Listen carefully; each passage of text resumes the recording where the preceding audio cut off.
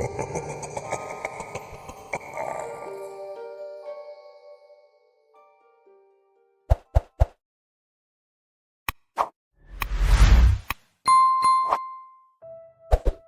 fluorescent lights in Blackwater State Penitentiary never truly go dark. Even at 3 a.m., they cast a sickly glow that turns everything the color of old bones. I've spent 3 years watching those lights flicker and hum, counting down my 5-year sentence day by day. But it wasn't until that autumn night in 2023 that I realized the lights weren't keeping the darkness at bay. They were making the shadows deeper, creating places where things could hide. I'd earned my privileges through good behavior, landing a job in the prison library that gave me more freedom than most. That's how I got to know Wilson. Unlike the other guards who saw us as nothing more than numbers and potential threats, Wilson carried himself with an old-school dignity. He'd been walking these halls for 23 years, his silver hair and weathered face as much a part of Blackwater as the iron bars and concrete walls. Every night, without fail, Wilson would make his rounds from 10 p.m. to 6 a.m. You could set your watch by his footsteps, steady, methodical, like a metronome keeping time in this place where time seemed to stand still. He had a way of walking that let you know it was him without looking up, heel-toe, with a slight shuffle every 7th step from an old knee injury. The other inmates called him Clockwork behind his back, but there was respect in the nickname.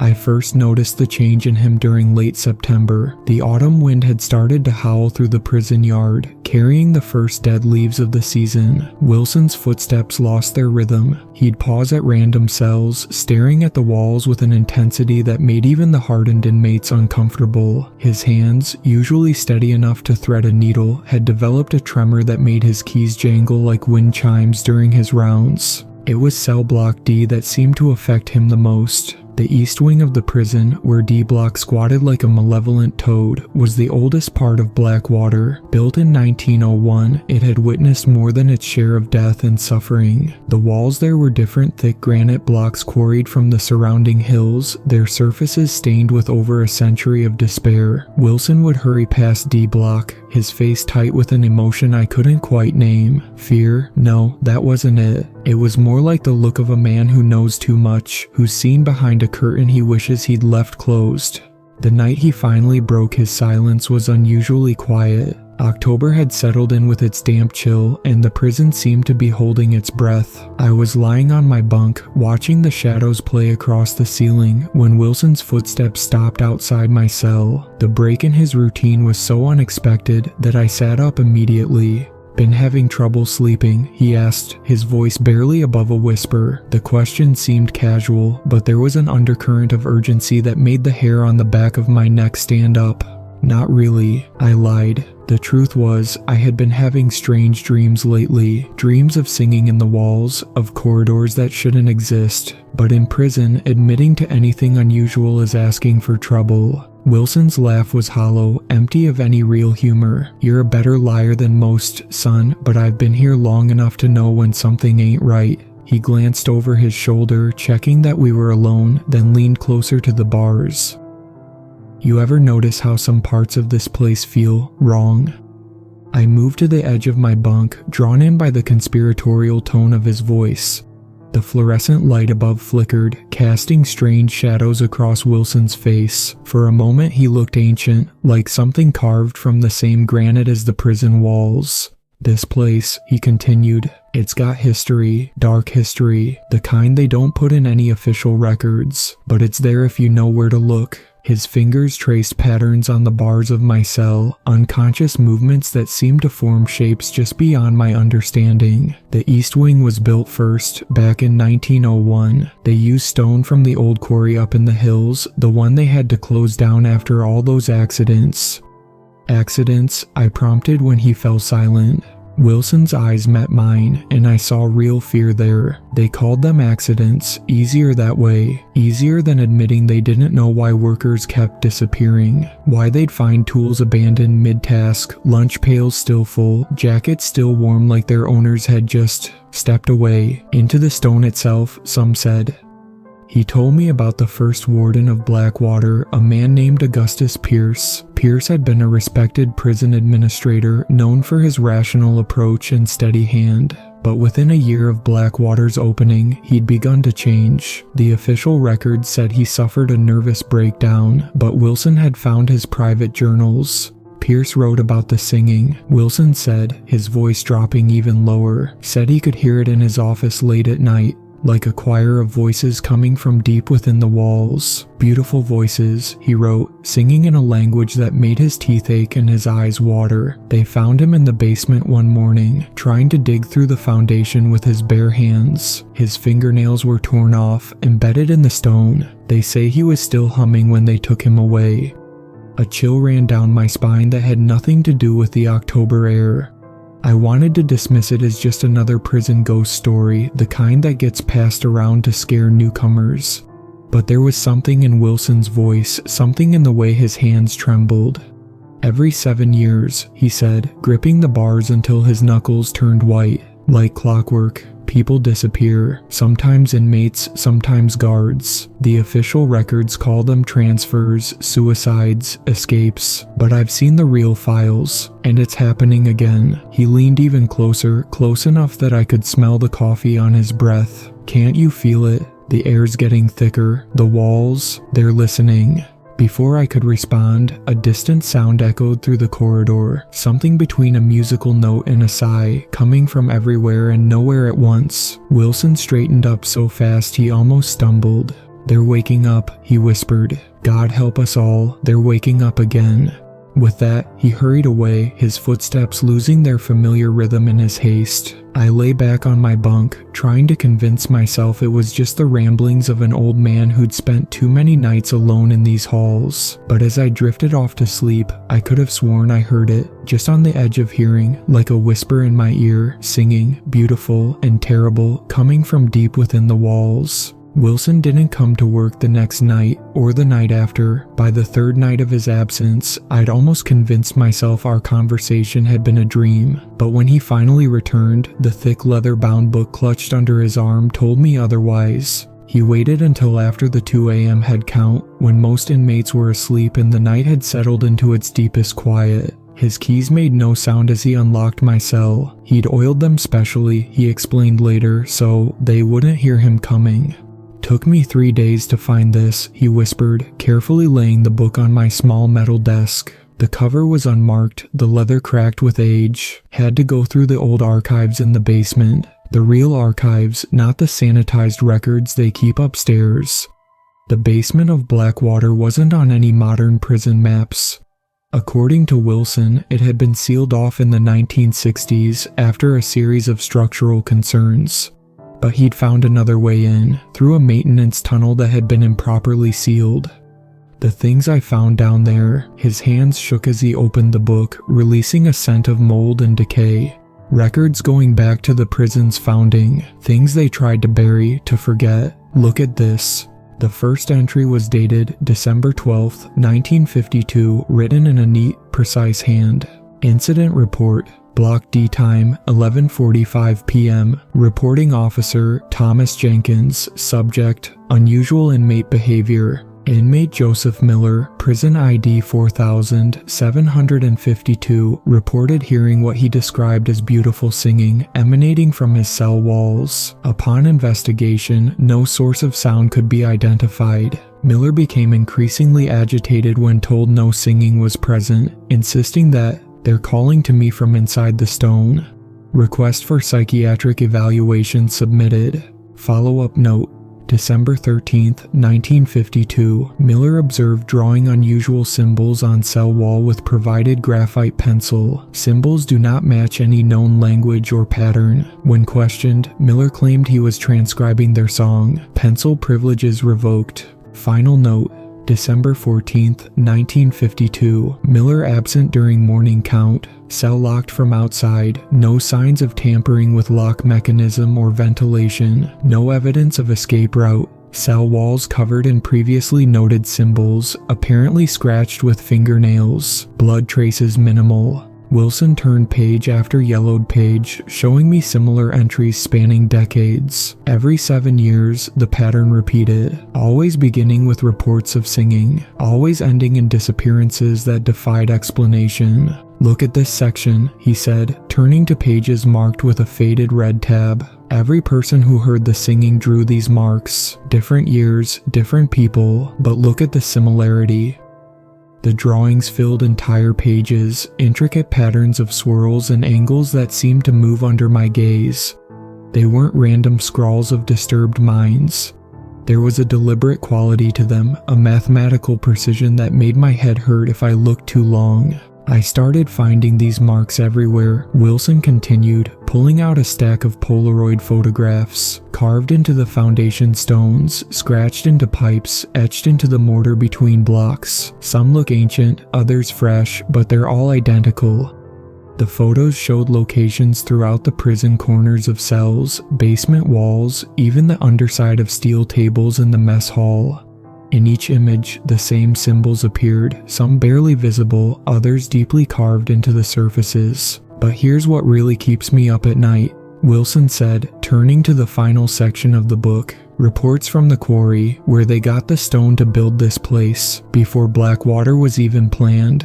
The entries dated back to 1899, documenting a series of strange occurrences during the quarry's operation. August 15th, 1899, 3 workers failed to return from lower excavation, tools found in place, lanterns still lit. Foreman reports unusual echoes from newly opened chamber, search scheduled for morning.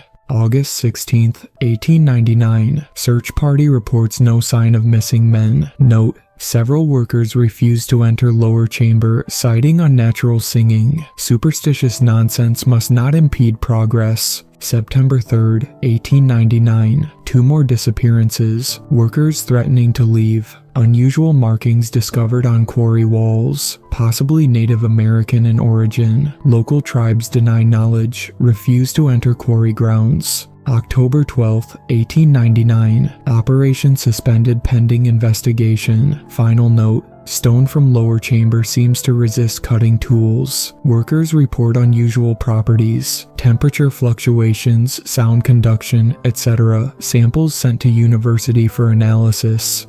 The university never received those samples, Wilson said grimly. The shipping records show they vanished en route. Just like the workers, just like the inmates, just like everyone who gets too close to whatever's living in these walls. He closed the book carefully, reverently, like a priest handling sacred texts. The cycle's starting again. 7 years since the last disappearances. I can feel it in my bones. The air's getting heavier, the shadows are moving differently, and last night, he swallowed hard. Last night I heard it. The singing, coming from deep inside the walls of cell block D. As if in response to his words, the lights in the corridor flickered, casting momentary shadows that seemed to move against the natural flow of light. And in that brief darkness, I could have sworn I heard it too, a faint melody, beautiful and terrible, singing of things that should never be sung. The following night, Wilson brought me something that chilled me more than any official record could: the personal journal of Michael Drake. The notebook was unremarkable, a standard composition book issued to inmates for educational programs, but its contents were anything but standard. Drake was different, Wilson explained, carefully placing the journal on my desk. Most who hear the singing go mad right away, but Drake tried to understand it, tried to study it. Maybe that's what got him in the end. Michael Drake had arrived at Blackwater in early 1952, serving a 3-year sentence for tax evasion. His records painted him as a model prisoner, educated, polite, rational, a former accountant who'd made some bad decisions. Nothing in his history suggested mental instability or paranoid tendencies, until the singing began. The journal's first entries were mundane, documenting daily prison life with the methodical precision of an accountant. September 15th, 1952, routine unchanged. Breakfast at 6 a.m., work detail and laundry from 8 a.m. to 4 p.m. Notable incident, none. Weather, partly cloudy, approximately 68 degrees Fahrenheit. But by early October, the tone began to shift. October 3rd, 1952, 11:45 p.m., unable to sleep. There's music coming from somewhere, beautiful like a woman's voice, but the language is unlike anything I've ever heard. Asked Officer Reeves if he could hear it. He told me to quiet down, but I wasn't making any noise. Why can't they hear it? The melody is complex, mathematically precise, reminds me of the golden ratio somehow, but in sound. When I close my eyes, I can almost see the pattern it makes. October 7th, 1952. The singing continues each night. I've started trying to transcribe it, not the words, they're impossible to capture in any alphabet I know, but the mathematical structure behind them. There's a pattern here. The intervals between notes follow a specific sequence. Drawing it helps me think.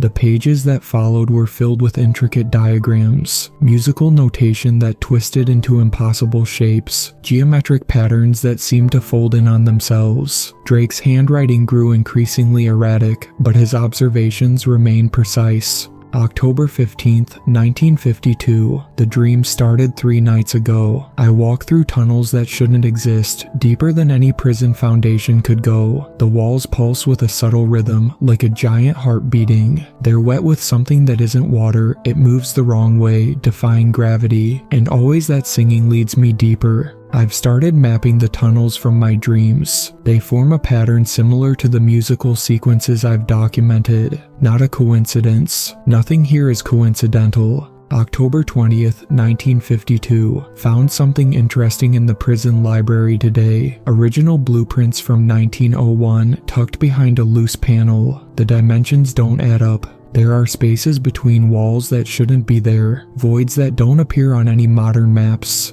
The foundation goes deeper than reported. The official plans show 4 sub-levels, but there are references to something called Level 0 in the margins, notes about unusual acoustic properties, and non-standard excavation techniques. I'm starting to understand why they chose this location. The quarry wasn't abandoned because of accidents. They found something down there, something old, something that sings. The entries became more frequent, more frenzied. Drake's neat accountant's hand devolved into desperate scrawls. October 28th, 1952. They're getting closer. Every night the singing gets clearer. I can feel them watching from inside the walls. The stone isn't solid anymore. It ripples sometimes, like water. No one else seems to notice. Or maybe they're pretending not to notice. Safer that way. The symbols I've been drawing, they're not just patterns, they're words, a language older than stone. I can almost read them now, almost understand what they're promising. November 1st, 1952. The walls breathe at night, in and out, so slowly most people mistake it for settling concrete. But I know better now. This whole prison is alive. We're not in it, we're inside it. The tunnels in my dreams, they're real. I found one today behind the loose brick in my cell. It shouldn't be there. The space isn't right, but I can hear them so clearly now. The final entry, dated November 5th, 1952, filled only half a page. The writing was barely legible, the paper stained with what looked like water damage, or tears. They're in the walls. Not behind them. In them. The stone itself is alive. They've been waiting so long, so hungry, but they sing so sweetly, and they promise such beautiful things. I understand now why the others went willingly. The void between spaces, it's full of such colors.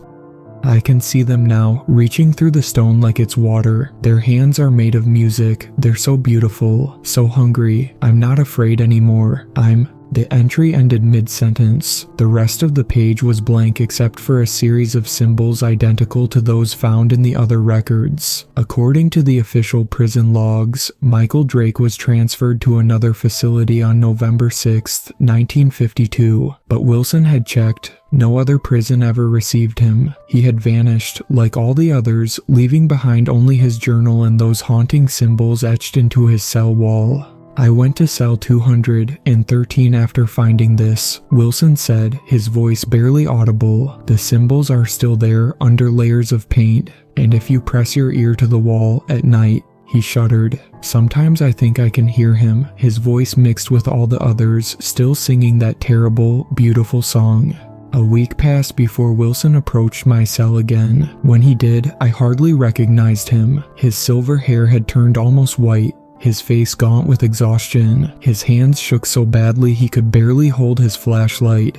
"I found it," he whispered, eyes darting nervously down the corridor. "The entrance Drake wrote about. The tunnel that shouldn't exist." He pulled something from his pocket, a creased and stained piece of paper. "I've been mapping the basement levels, comparing them to the original blueprints. There's a whole section that's not accounted for." He spread the paper on my desk. It was a hand-drawn map of Blackwater's lower levels, annotated with measurements and cryptic notes in Wilson's shaky handwriting. Red circles marked spots where he'd found the strange symbols, forming a pattern that seemed to point to a specific location beneath cell block D. The maintenance tunnel they sealed off in the 60s. It wasn't because of structural problems. "Look at this." He pulled out another document, this one yellowed with age. Internal memo from 1963. They found something during routine repairs, something that made them seal off the entire lower level.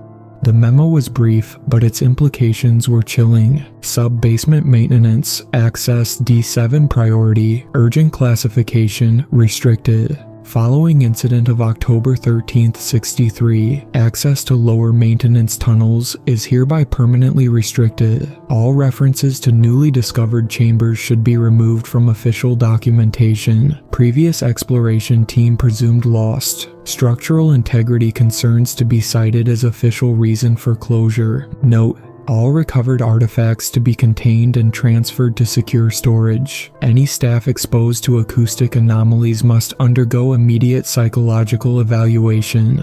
"I found the entrance," Wilson continued, his voice dropping even lower. "Behind a false wall in the old boiler room. Had to wait for the right moment. Can't let them know I was down there. Can't let them hear you coming." He described how he'd spent his off hours exploring the sealed tunnels, using old maintenance keys he'd collected over his years of service. The official basement of Blackwater went down 4 levels, but Wilson had found stairs that went deeper still. "The walls are different down there," he said. "Older than the prison, older than the quarry. Some sections look like natural cave formations, but wrong somehow. The angles aren't right. The stone, it moves when you're not looking directly at it."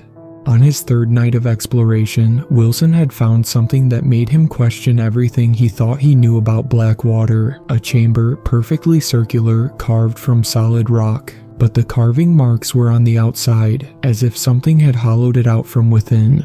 "The symbols are everywhere down there," he continued. "Not scratched or carved like the ones upstairs. These look like they're part of the stone itself, like they grew there, and they glow sometimes when the singing starts." Wilson had tried to photograph the chamber, but none of his pictures came out clearly. They all showed strange distortions, areas of blackness that seemed to swallow the light, but he'd drawn what he saw.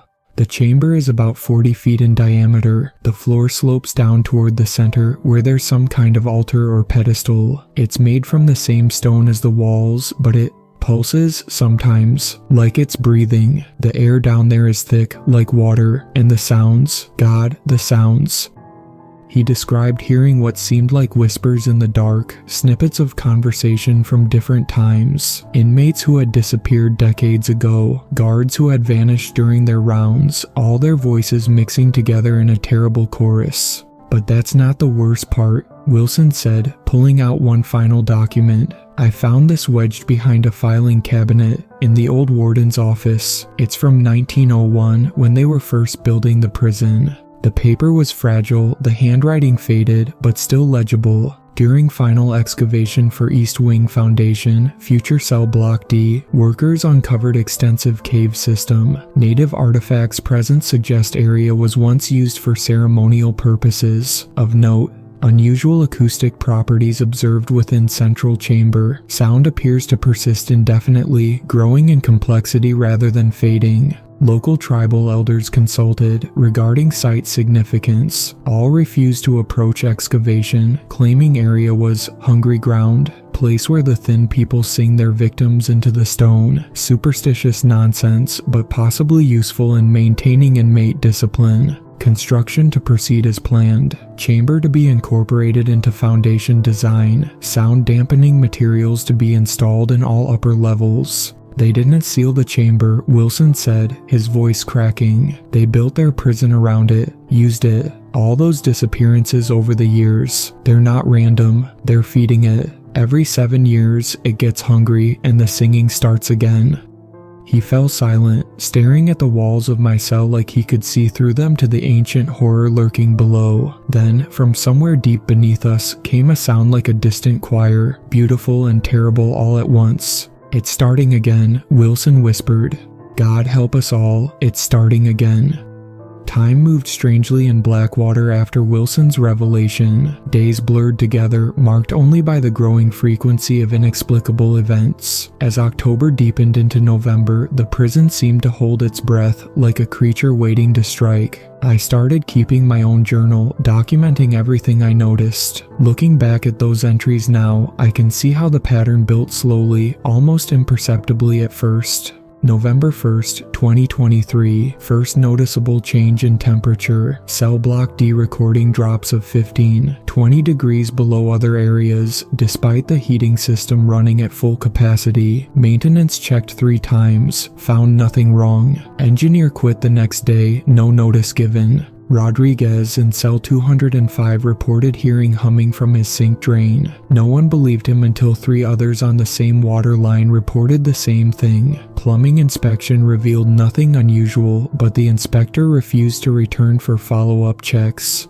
11:45 p.m. First time I heard it myself. Like a choir singing underwater. Beautiful, but wrong somehow. Lasted exactly 3 minutes. Guards did bed check immediately after. 4 inmates reported hearing the same thing. Wilson looked at me when they were taking statements. He knew. The incidents escalated quickly after that first week. November 8th, 2023. Breakfast count came up 1 short. Thomas Reeves, cell 156, nowhere to be found. Cell completely intact, locked from outside. Personal belongings untouched. Only unusual item, condensation on walls. Despite heating running constantly, moisture seemed to seep from within the concrete itself. Guard found strange markings on the cell wall behind Reeves's bed, similar to the symbols in Drake's journal. When they tried to photograph them, every camera malfunctioned. Digital, film, didn't matter. Images came back, distorted or completely black.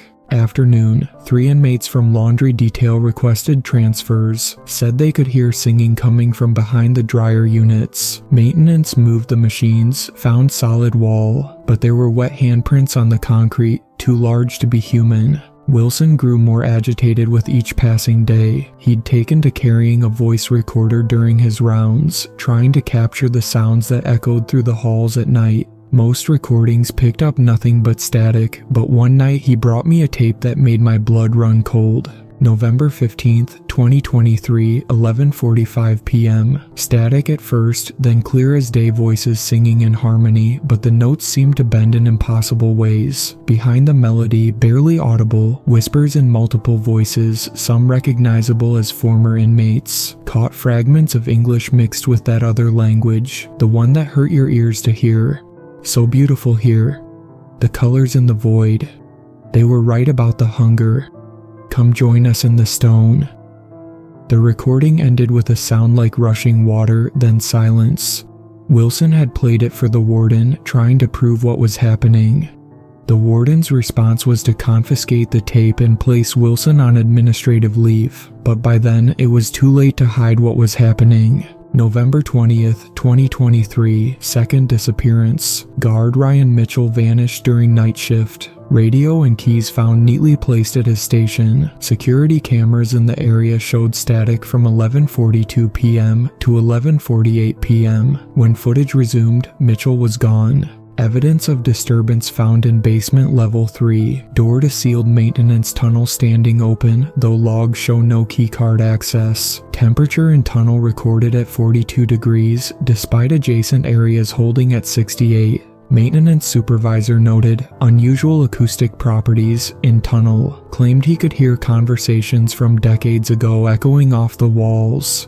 The prison administration tried to maintain control, but fear spread through Blackwater like a virus. Inmates began refusing to sleep, convinced they could hear singing in their walls. Guards requested transfers in record numbers. Even the hardened lifers, men who feared nothing and no one, grew quiet and watchful. November 25, 2023, mass hysteria incident in cell block D started at 11:45 p.m. Dozens of inmates reporting same song, same symbols appearing on walls. Guards called in riot team but found all inmates sitting quietly in their cells, staring at their walls. Many appeared to be humming along with something only they could hear. 3 cells found empty during subsequent count. No signs of escape. Walls in empty cells covered in condensation, symbols visible beneath water drops. Guard who discovered empty cells took immediate medical leave, checked himself into psychiatric care following day.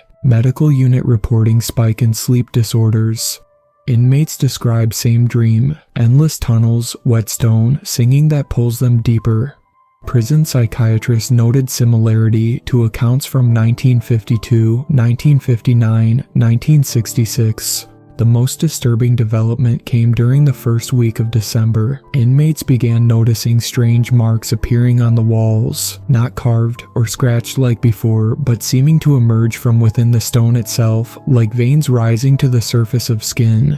December 3rd, 2023, new symbols appearing hourly now. Maintenance can't paint over them fast enough. Paint peels away, revealing fresh marks beneath. Some inmates swear the symbols move when no one's looking directly at them. 11:45 p.m. Entire cell block reported feeling vibrations through their beds, like something massive shifting deep below the foundation. Wilson says we're running out of time, says the hunger is growing stronger. Found wet handprints on my cell wall this morning, pointing towards something. When I pressed my ear to the wall, I could hear it. Not just the singing now, but the sound of stone grinding against stone, like great doors opening deep underground. Working in the prison library took on a new meaning after Wilson's revelations. What had once been a quiet refuge from prison life became a place of obsessive research.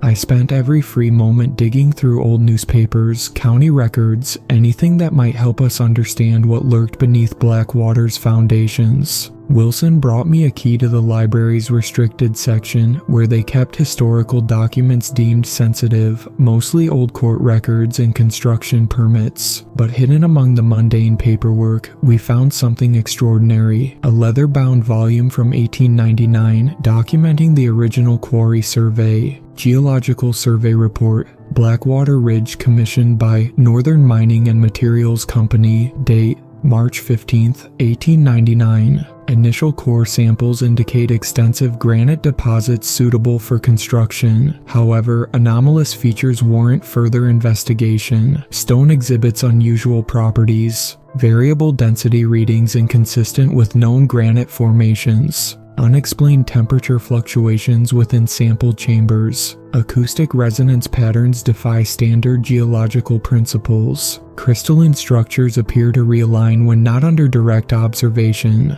The report included hand-drawn diagrams of the quarry's layout, showing a network of natural caverns extending far below the planned excavation site. In the margins, the surveyor had written increasingly troubled notes. March 20th, 1899, native guides refused to enter lower caverns. Chief speaker of local tribe, name illegible, warns of thin spaces where the hungry ones sing. Superstitious nonsense, but men growing uneasy. Several report hearing voices in deeper tunnels. March 25, 1899, unusual fossils discovered in lower chamber, patterns unlike any known organisms. Dr. Henderson suggests possible musical notation. Ridiculous, but patterns do seem to produce specific tonal sequences when traced. April 2nd, 1899, lost 3 men today. Search parties found no bodies, but cave walls where they disappeared show strange markings. Men claim markings weren't there yesterday. Something about this stone isn't right.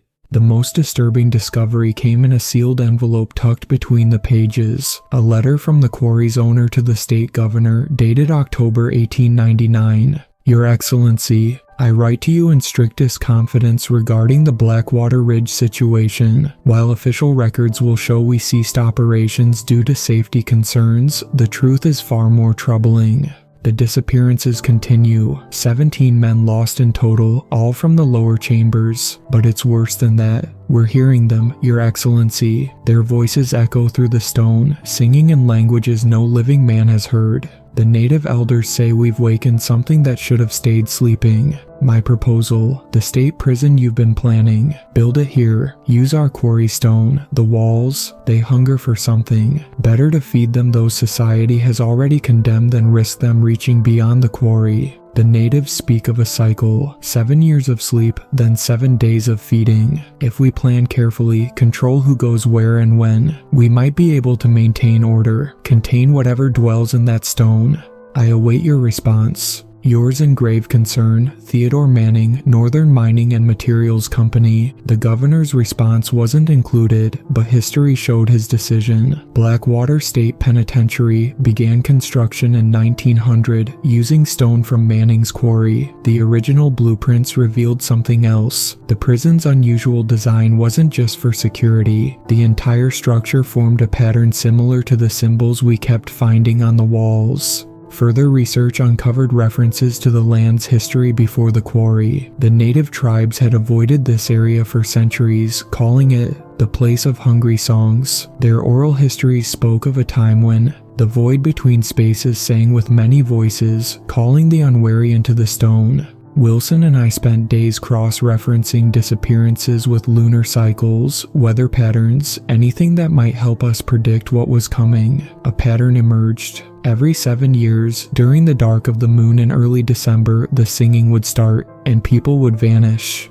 But there was something else, something that made my blood run cold. The number of disappearances was increasing. The first cycle in 1901, 3 inmates, 1908, 5 people, 1915, 8. The numbers kept climbing. The last cycle in 2016, 22 people vanished over 7 days.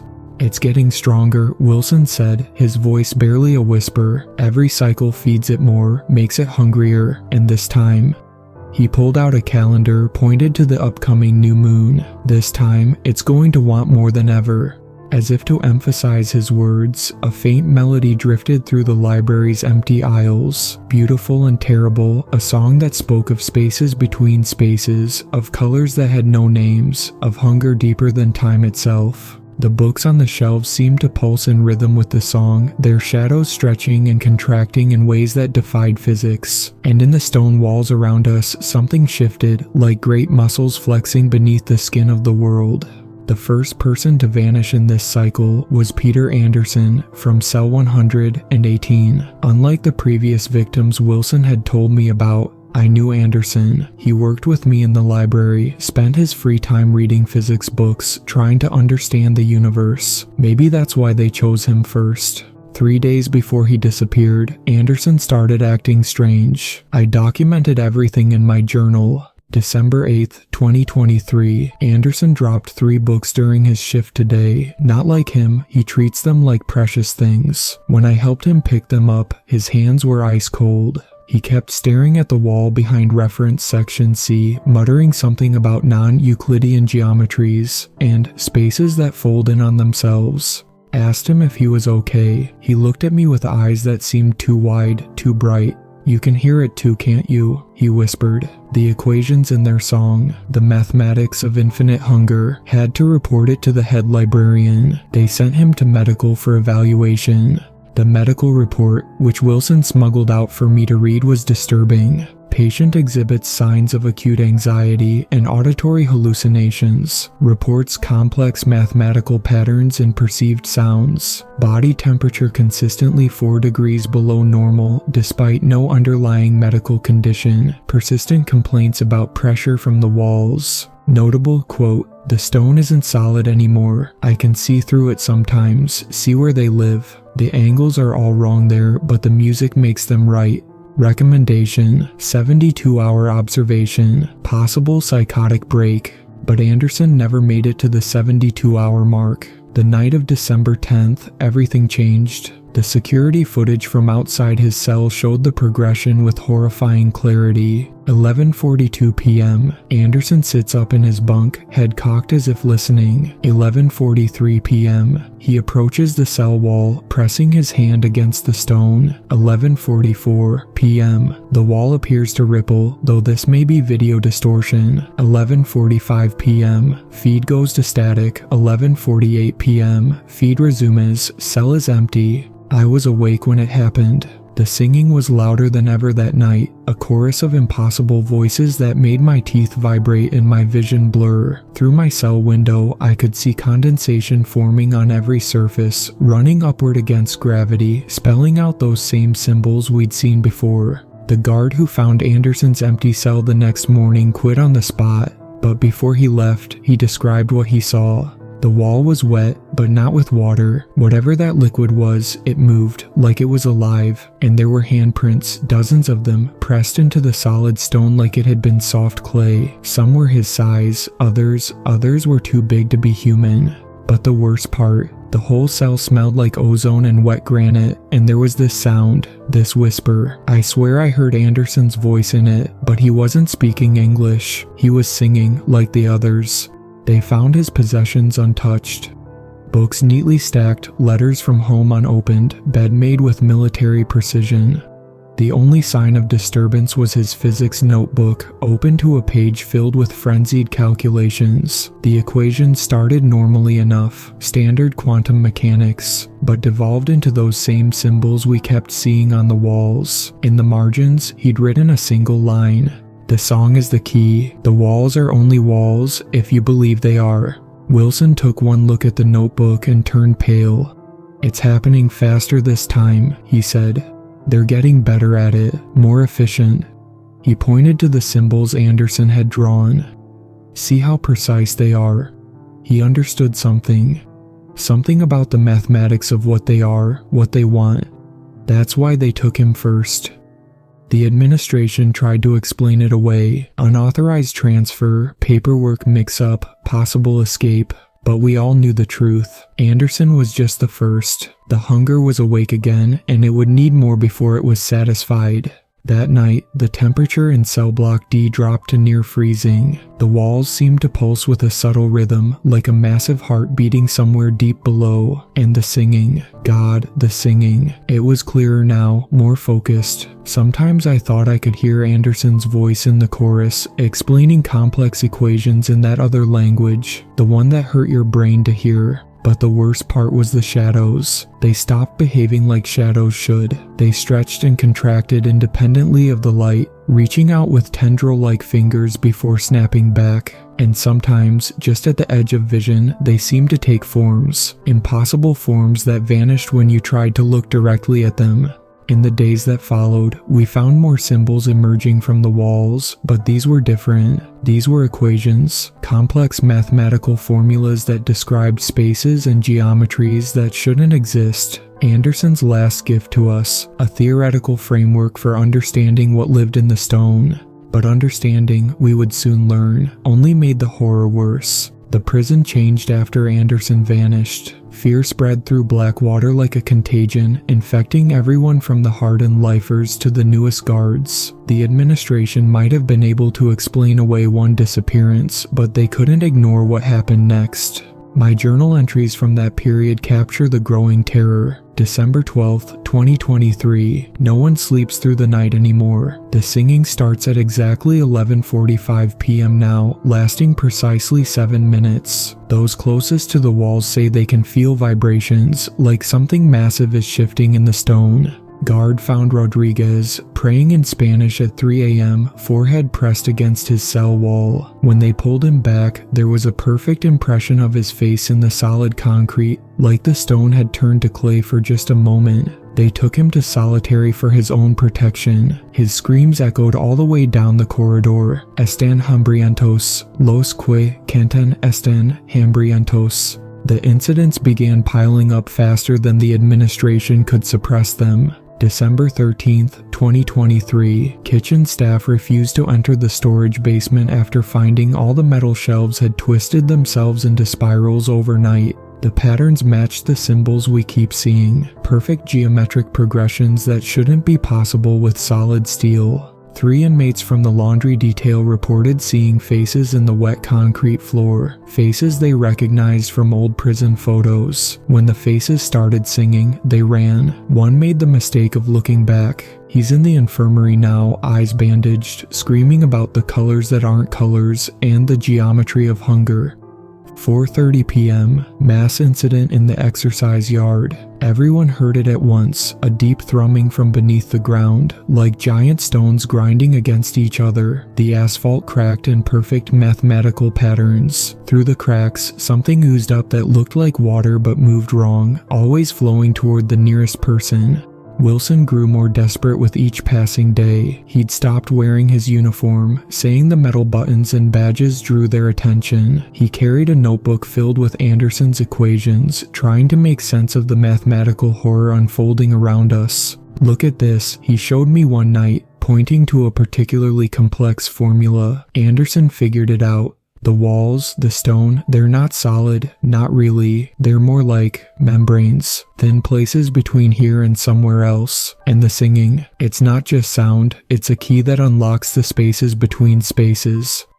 The prison psychiatrist tried to maintain order, explaining away the mass panic with terms like group hysteria and shared delusion, but even he couldn't explain what happened in the group therapy session on December 14th. Therapy Group B was discussing coping mechanisms when the singing started, hours earlier than usual. Witnesses say the sound came from everywhere and nowhere, building in intensity until the windows shattered. But the glass didn't fall. It hung suspended in the air, each shard slowly rotating to form those same symbols we'd seen on the walls. Dr. Harrison tried to evacuate the room, but the door had become wrong. Opening it showed only a solid wall of writhing stone, and through the stone they could hear voices, hundreds of voices, everyone who had ever disappeared into those hungry walls, singing together in that terrible harmony. The administrative response was to lock down the entire prison, but isolation only made things worse. In the quiet of their cells, more inmates began to hear the singing. Some tried to resist, covering their ears, screaming to drown out the sound.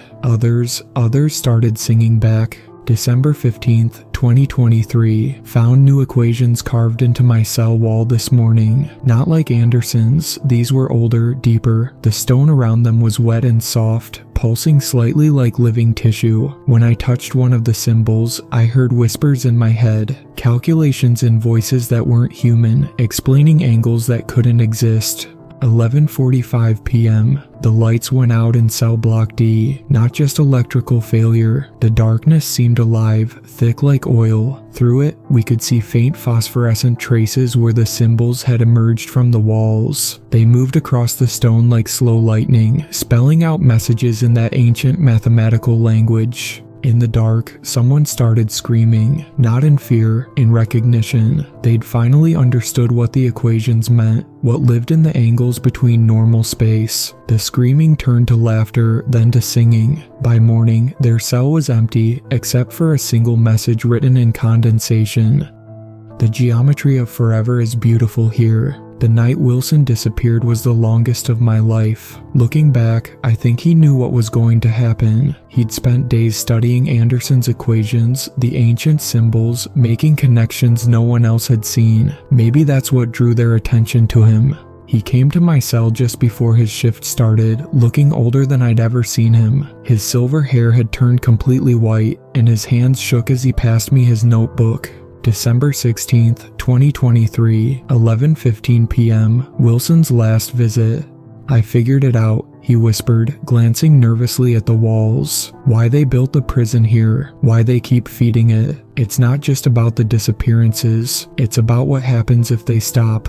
He showed me his final notes, a combination of Anderson's equations and his own desperate scrawlings. The prison isn't containing them, it's containing us. The walls, they're like a membrane between realities, and they're getting thinner. Every 7 years, they need to feed to maintain the boundary. If they don't get enough, his voice cracked, the walls between worlds will collapse entirely. Wilson had discovered something in the deepest part of the basement, behind a wall that shouldn't have existed.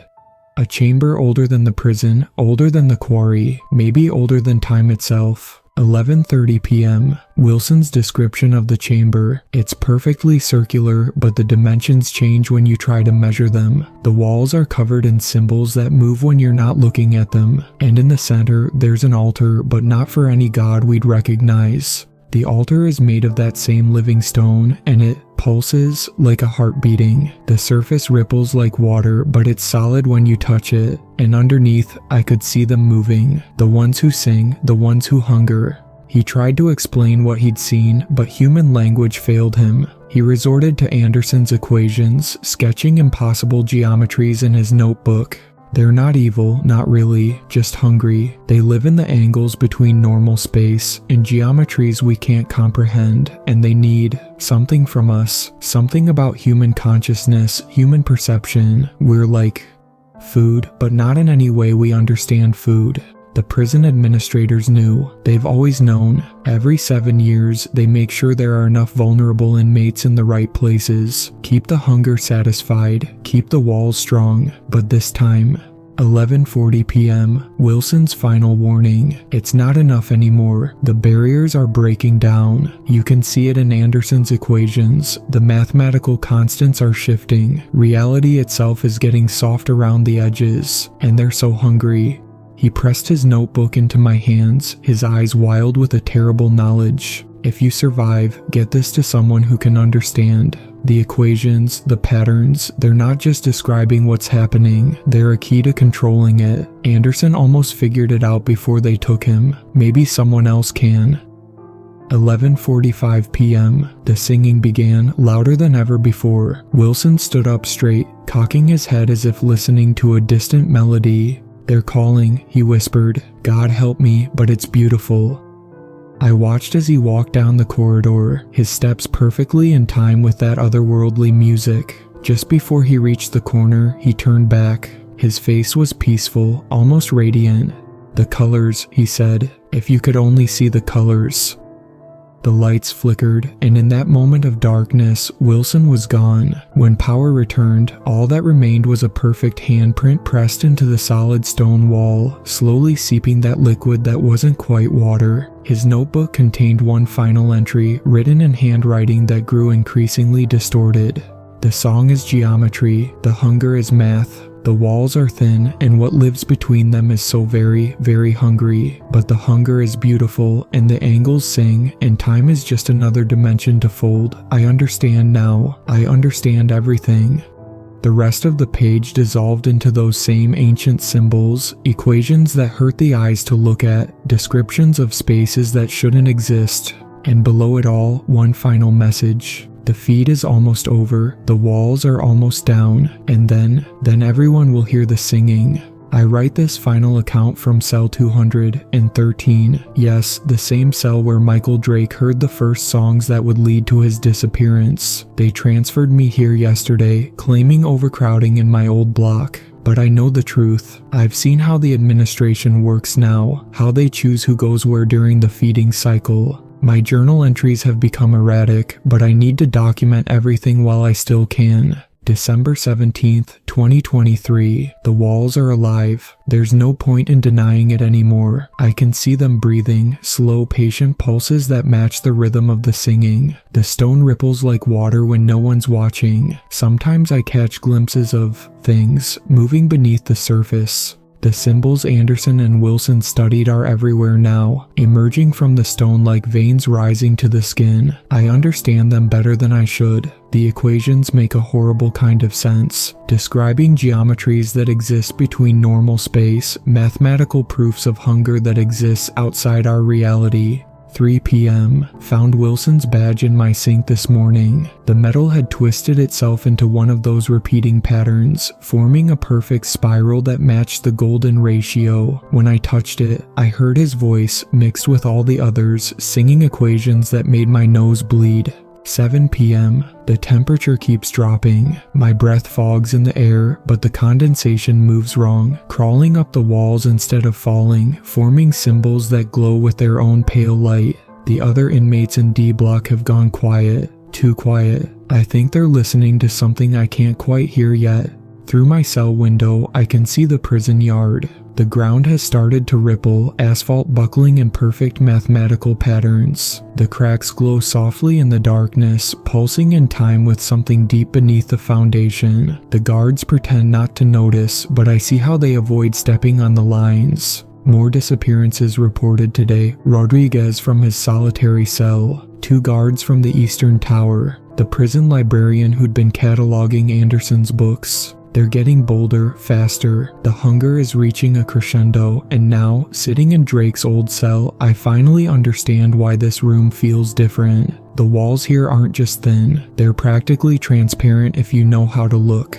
11:30 p.m. The singing is clearer than ever, not coming from the walls anymore, coming through them. I can make out individual voices now. Anderson reciting equations in that language that hurts to hear. Wilson describing colors that don't exist. Drake laughing about the beauty of infinite angles. All the others, so many others, singing together in that terrible harmony. The equations in Wilson's notebook make sense now. Everything makes sense. The prison isn't just built on hungry ground, it's built as a doorway. Every 7 years, the door needs to open, need to feed what lives on the other side. Otherwise, the walls between worlds are getting thinner. Reality itself is becoming soft, malleable. I can feel it in the stone beneath my fingers, see it in the way shadows move independently of light. The hunger is almost overwhelming. 11:40 p.m. They're calling to me now. The song is so beautiful. The mathematics of infinity, the geometry of forever. I can see through the walls, see the spaces between spaces where they live. The colors, oh God, the colors. 11:42 p.m. The stone is rippling, reaching out with pseudopods that aren't quite solid.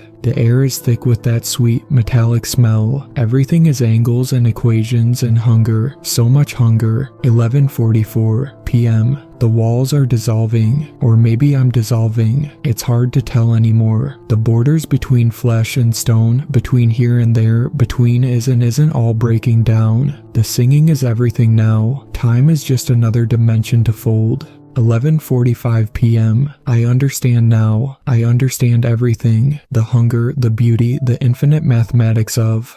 The journal ends here. Cell 213 was found empty during the morning count of December 18th, 2023. The walls were covered in complex mathematical equations that seemed to move when viewed directly. A final message was found written in condensation that ran upward against gravity.